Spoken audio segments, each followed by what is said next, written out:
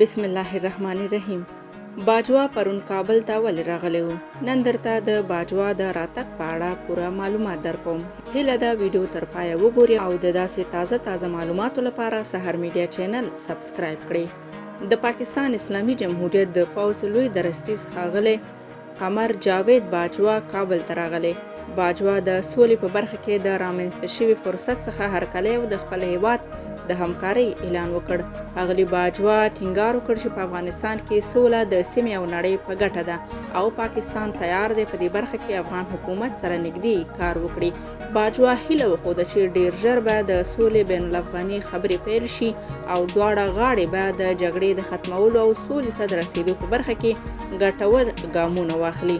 ډاکټر عبدالله وایي د پاکستان له همکاریو د هرکلي ترڅنګ مې سوله د افغانانو او افغان حکومت له لومړیتوبونو یاده کړه او وویل اوس د سولې په برخه کې استثنایی فرصت په لاس راغلی.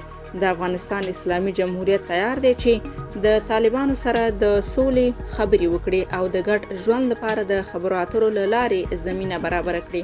روښانه مې کړه چې د افغان سولې په راوستو کې د سیمې هیوادونو او په ځانګړي ډول د پاکستان رول مهم دی او افغانستان تمه لري چې پاکستان به د دایمي سولې په راوستو کې همکاري وکړي.